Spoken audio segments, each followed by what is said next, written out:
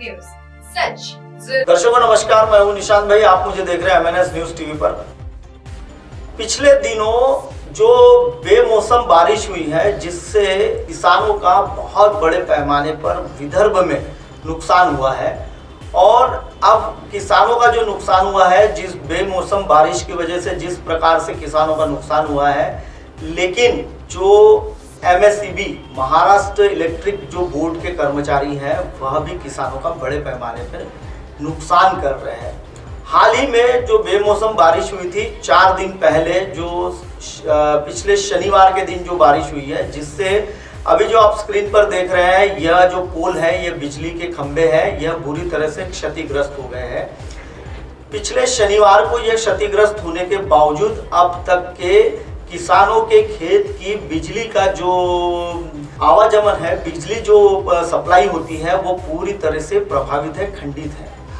और इसके पीछे का वजह यह है कि यहाँ के जो मोरगांव अर्जुनी तहसील के स्तर पर जो कार्यकारी अभियंता शहारे और जो मेश्राम है, यह दोनों की लापरवाही का ही नतीजा है।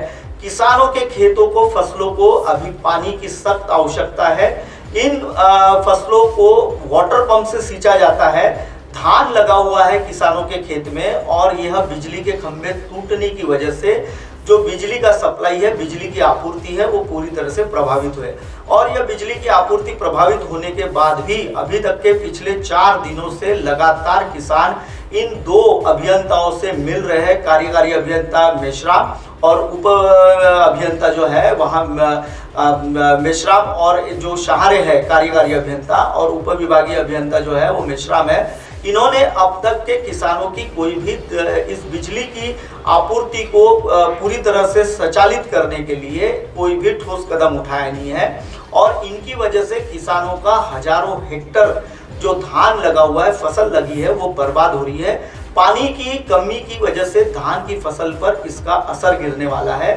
लेकिन मनमाने ढंग से जो बिजली विभाग के जो अभियंता है, यह इनका रवैया रहने की वजह से अब तक के किसानों को काफी नुकसान हो रहा है।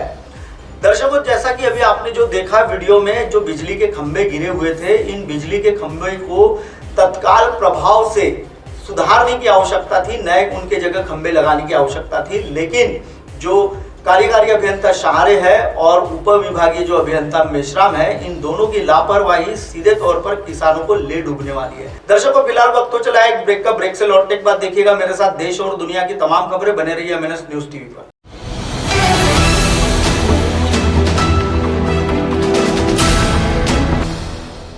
ये है MNS न्यूज नेटवर्क और आप देख रहे हैं MNS न्यूज।